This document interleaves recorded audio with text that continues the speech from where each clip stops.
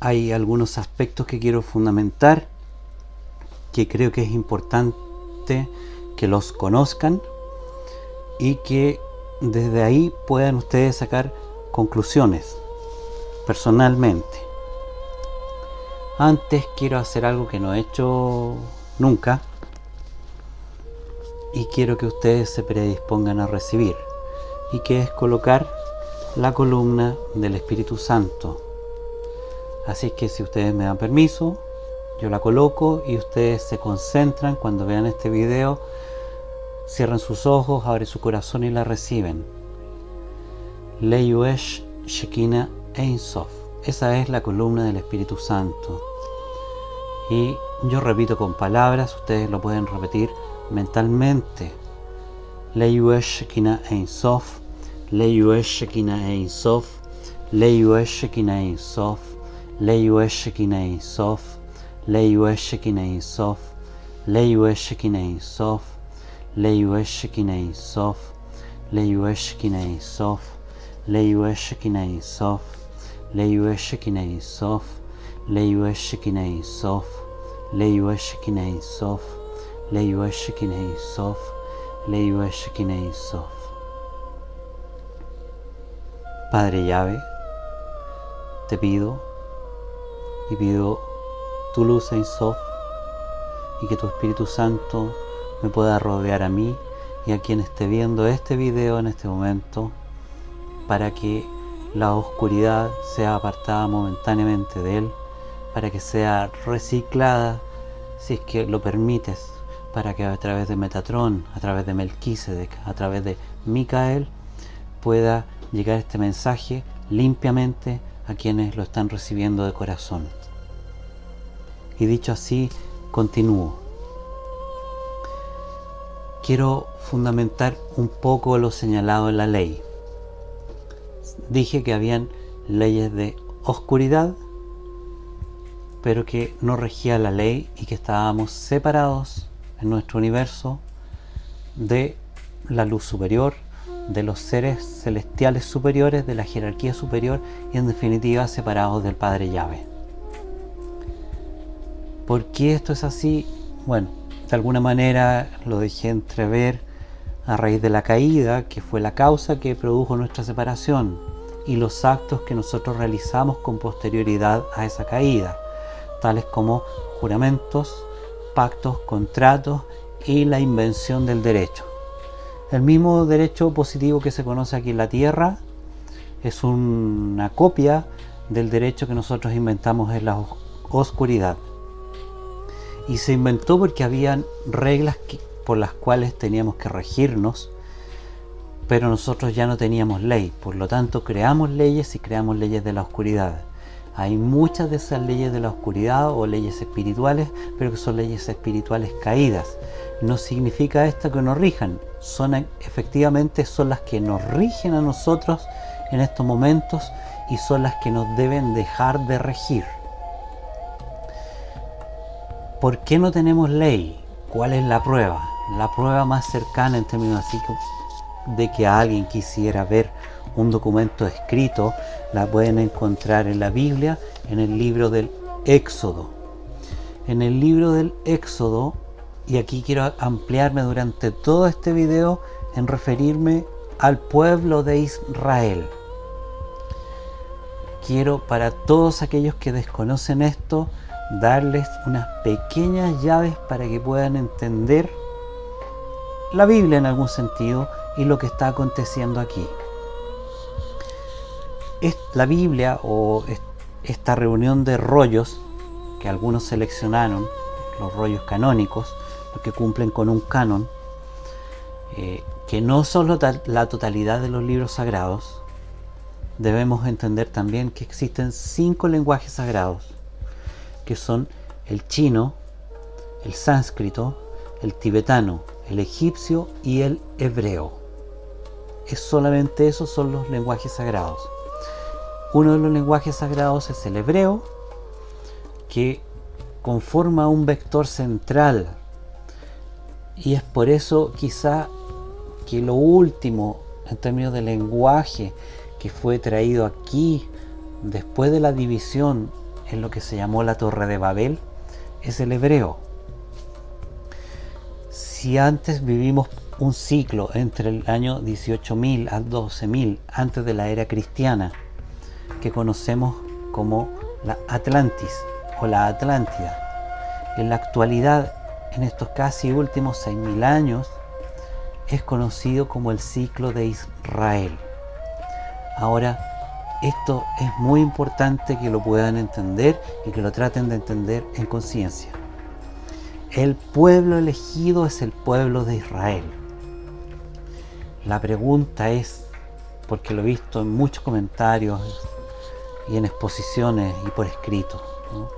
¿Corresponde el pueblo de Israel a aquellos seres que se llaman Estado de Israel, que fue fundado en el siglo pasado, en el año 1947, y que viven destrozando, aniquilando y exterminando al pueblo palestino? La respuesta es profunda, rotunda y absoluta. No tiene nada que ver. El pueblo de Israel es el pueblo elegido, pero es un pueblo espiritual y que se encuentra repartido a lo largo y ancho del planeta. No es de una nación, de un estado o de un país. En este momento está expandido en todas partes. Ese es el verdadero pueblo de Israel y único pueblo de Israel. Después de todos los experimentos genéticos realizados a través de extraterrestres, a través de la jerarquía caída, por supuesto, ¿no?, como la cabeza de todo esto, con los Anunnakis, o la descendencia reptiliana, la descendencia de la serpiente. Hubo que hacer una modificación genética. Se hizo a través de Abraham, que continuó el cambio con Isaac y termina en Jacob, lo que viene a ser una trinidad de seres espirituales. Y a ellos tres, en especial a Abraham y a Jacob, les es cambiado su nombre. El primero era Abraham, pasa a llamarse Abraham, porque ahí hay una modificación genética importante y es el principio de la creación del pueblo de Israel. Termina con quien viene a ser su nieto, Jacob. A Jacob le es cambiado el nombre a Israel, cuyo nombre significa el que contiende con Dios hasta la victoria. Y él es el padre de 12 hijos que constituyen las 12 tribus que pasan a ser los 12 pueblos. Y los 12 pueblos están alrededor del planeta en su parte terrestre. La contraparte de Israel es cósmica. Ese es el verdadero pueblo de Israel.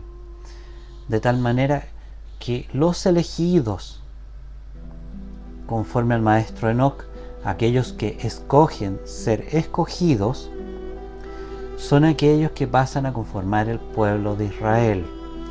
Si ustedes ven la Biblia, el único libro que tiene, o único rollo que tiene un aspecto de pasado, si lo pudiésemos decir así, aunque conlleva algo de futuro, es el libro del Génesis.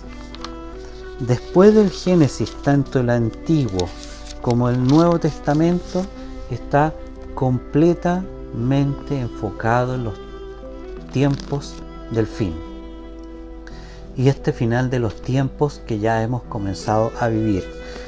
Todos los libros del Antiguo Testamento, todos los libros del Nuevo Testamento son libros relacionados con el final. Que haya alguna coincidencia histórica en los libros del Antiguo Testamento o del Nuevo Testamento es eso, porque se trata de libros de inspiración divina y tienen el carácter de poder representar tanto parte del pasado como de un presente y de un futuro en nuestra zona tiempo de conciencia. Muchos se han autoexcluido, se han automarginado del pueblo de Israel porque lo han sentido como refiriéndose al actual Estado de Israel, a la nación de Israel actual, al lado de Palestina, al lado de Egipto. No es ese.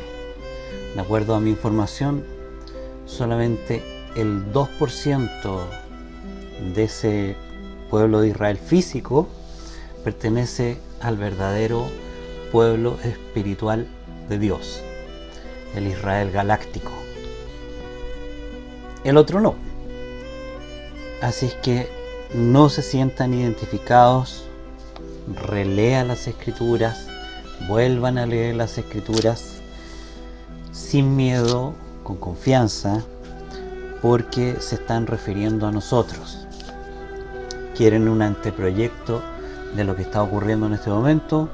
Vean el libro del Éxodo y matícelo con el libro de Daniel y con el rollo de Revelaciones o Apocalipsis, porque ahí se encuentra claramente lo que estamos viviendo. Ahora, cuesta un poco ver qué es exactamente aquello en lo cual nos encontramos en este instante. Moisés es uno de los Cristos, es parte de la Trinidad Paraíso, como ya había señalado previamente, con Jesús y con Elías. Moisés trae la ley, Elías trae el vehículo de luz, el Merkaba, que no es una nave metálica, no es un ovni, y Jesús trae la palabra a este mundo, porque Él era y es el Verbo. Moisés trae la ley. A eso es lo que vino a este planeta, a traernos la ley. Ese es el fundamento que yo les puedo dar de por qué no hay ley, porque Él vino a traerla, porque Él la fue a buscar. Para eso hubo una preparación, hubo un sacar del pueblo de Israel de Egipto, donde estaban los faraones. Y Faraón, a regañadientes, cuando casi le cuesta la vida, cuando le costó la vida a su hijo, deja salir al pueblo de Israel, no sin antes procurar darles casa para muerte, aunque aquello no ocurrió. A través del cruce del Mar Rojo, todos y cada uno de estos elementos, sin perjuicio de que conformen y sean parte de nuestros grandes karmas colectivos, son momentos importantes y elementos importantes que hemos vivido y estamos viviendo en el presente. Egipto representa todo el aspecto de materialidad y lo material que nosotros vivimos, nuestro sistema caído material de dinero y de las cosas que atraen a la carne, que están relacionadas solamente con eso. Cuando sale el pueblo de Israel, atraviesa el Mar Rojo, que corresponde a una especie de plano dimensional que nosotros hemos de atravesar. Después sale a lo que es el desierto, en un lapso de 40 años. Como ustedes comprenderán, 40 años es ridículo cuando si uno se dedica a cruzar el desierto, saliendo de Egipto hacia lo que es el actual Israel. Si uno se larga a caminar eso, a lo mejor en un mes, 2 meses ya está atravesado. Sin embargo, ellos tardaron 40 años. Aquí hay mucho que rescatar y que deberían leer todos en el libro del Éxodo, porque ahí hay parte muy importante de lo que estamos viviendo en la actualidad. Esos 40 años es un lapso de purificación del pueblo de Israel, y nosotros hemos de vivir también esos 40 años. No son 40 años cronológicos, podría ser mucho menos, pero es un plazo de purificación. En ese plazo de purificación, y mientras este pueblo que salió de Israel va atravesando este desierto, si ustedes ven, se les unieron muchas otras tribus que no tenían nada que ver con el pueblo de Israel, con los hebreos, no tenía que ver con ellos. Entonces, ¿a qué nos estamos refiriendo? En algún sentido tiene que ver con esta diáspora actual del pueblo de Israel. El pueblo de Israel, mientras pasa por el desierto, como les decía, va siendo aumentado, se le reúne gente de distintas tribus. Eso representa lo mismo que vivimos al día de hoy, en el presente. No solo lo que podría ser un pueblo de Israel determinado, sino la posibilidad abierta de que se una más gente y que se unan más y más. No está cerrado el pueblo de Israel en ese sentido. Y después de purificarse, supuestamente ya están preparados, Moisés sube a la montaña, la gente se quedó abajo, alejada, por algunos días, por algunas horas, y en ese lapso es impresionante ver cómo la gente se volvió loca, se desquició y pensaron que ya no iba a volver, lo cual no tenía ningún sentido. Comenzó a actuar de manera paranoica, casi esquizofrénica. Así es que una parte que no pensaba tocar, pero la voy a mencionar, es que en ese instante se hicieron valer pactos y contratos de la oscuridad y hubo presencia ovni. Hubo presencia ovni que produjo alteración, porque están siempre los titiriteros detrás de los muñecos, los títeres, nosotros. Cuando a Moisés le fueron entregadas las tablas de la ley, escritas por mano divina, él desciende y se encuentra con este pueblo que estaba en feroz fiesta y rompe las tablas de la ley. Ahí tienen ustedes claramente señalado el hecho de que la ley divina, la ley cósmica, la ley eterna o ley de Yahvé no llegó a intimarse al hombre, no llegó a bajar al plano tridimensional, terrenal, en el cual nos encontramos nosotros. No llegó la ley, no hubo ley. Se hablaba de ley mosaica, no, aquí no hay tal ley mosaica, no la hubo propiamente tal, no era ley. Lo que han habido y que desde entonces nos rigen, entre comillas nos rigen, o se trató de regir, porque se trataron de regir ciertas conductas que representaban gigantescos e importantes karmas del pueblo de Israel, el pueblo de Israel espiritual. Se entregaron los 10 mandamientos, eran 10 mandamientos, no era la ley. 10 mandamientos escritos por Moisés. La ley divina era traída desde lo alto y fue escrita desde lo alto, sin embargo no llegó al pueblo terrenal. Hay decisiones judiciales y decisiones reglamentarias. Eso es lo que desde el lado de luz se trató de señalar como un marco de referencia de la conducta del ser humano, del hombre, en este caso del hombre del pueblo de Israel. ¿Sí? Pero a pesar de eso, igualmente no ha sido cumplido. ¿Qué deberíamos hacer nosotros ahora? Entender en conciencia que no estamos con ley. Ya lo sabemos, no llegó y desde entonces no es, o sea, ni estaba antes y sigue sin estar. no hay vigencia de la ley. ¿Qué es lo que rige? Normas de oscuridad.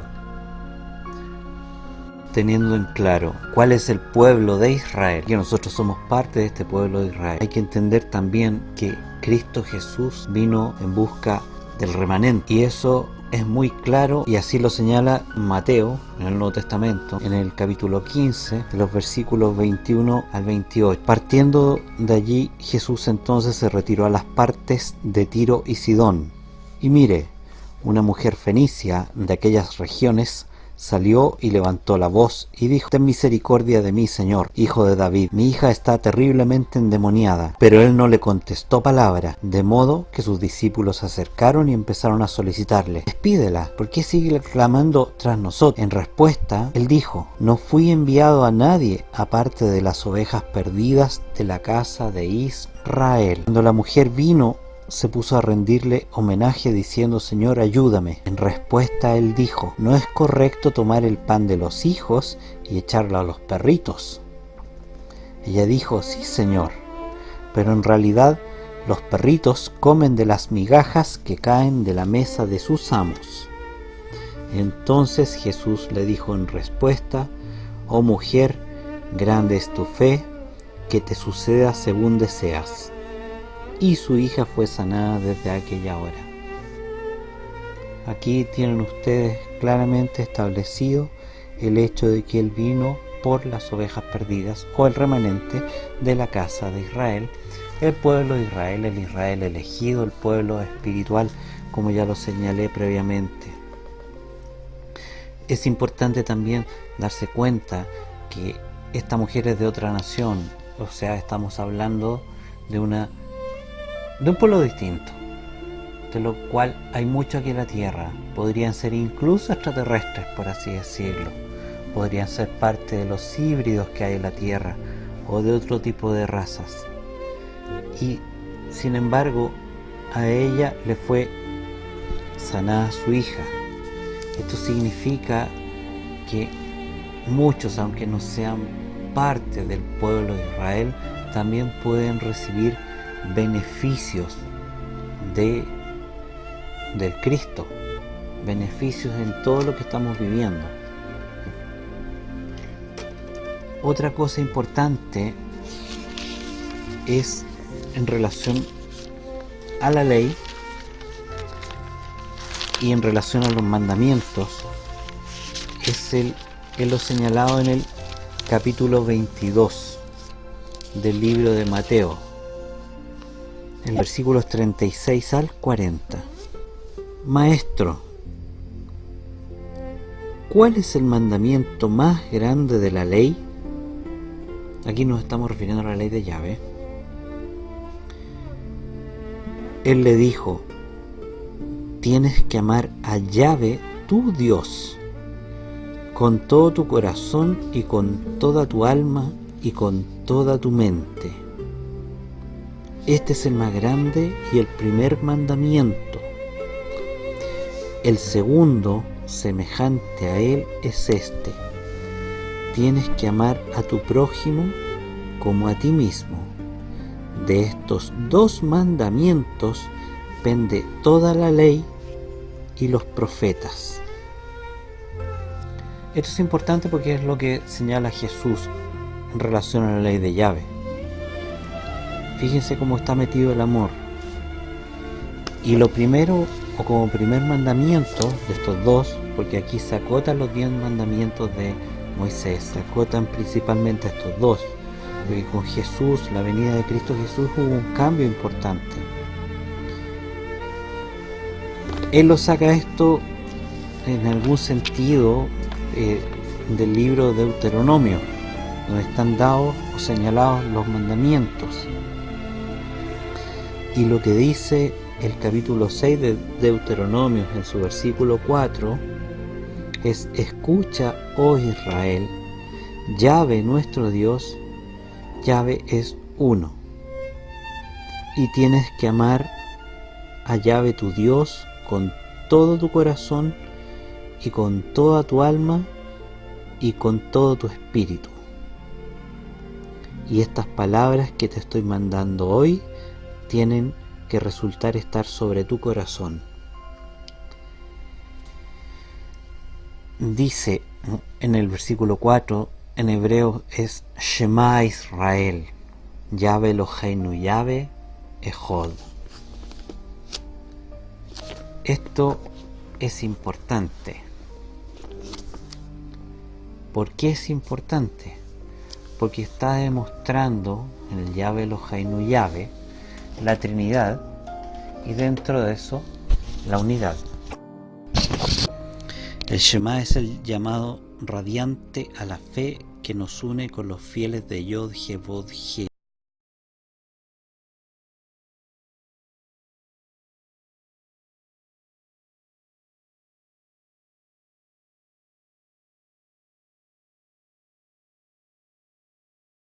Yace en el principio de la existencia humana y que une a este universo con todos los universos más allá de este cuerpo de tiempo.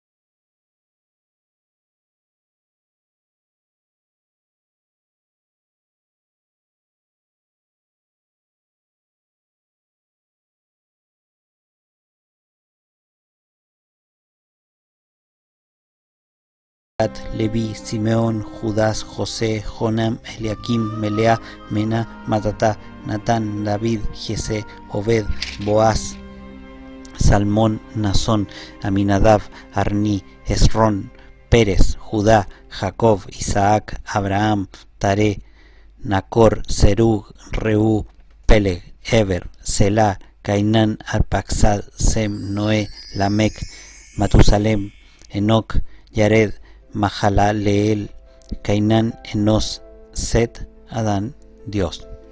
Muchas veces, para quien haya visto esto como cuando yo lo vi siendo niño, era aburrido y no entendía, lo encontraba a lo mejor hasta absurdo que estuviera aquí. Es un camino de nombres, son generaciones en algún sentido, pero no son solo generaciones, sino que representan vibraciones, es sonido. Son nombres que representan vibraciones que uno debe incorporar en su interior.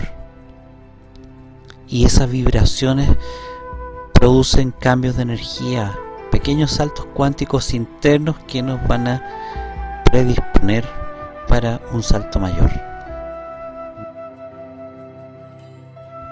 Yahvé Eloheinu Yahvé, ese Padre amado que transmite la gloria de nuestro Dios a la gloria de la personalidad divina Yahvé. Dios es uno y al mismo tiempo está en unidad pluralista con la hueste. Él existe simultáneamente como la fuente única de toda la vida y está también en unidad con su familia de señores elogísticos de luz. En el compartir de su amor y placer se une con los Elohim en la creación de hijos, hijas, creadores, quienes a su vez están destinados a convertirse en padres experienciales o Elohim en sus propios universos creativos. Nosotros también estamos destinados a evolucionar a formas trinitizadas de Cristos elogísticos en el gobierno de mundos por venir. Primero debemos rebasar nuestro entendimiento limitado de una deidad singular y ver a la familia divina de Yahvé, Yod-He, Bod-He, como una unión viviente de los muchos y el uno, la deidad personalizada y pluralizada en la paternidad creativa.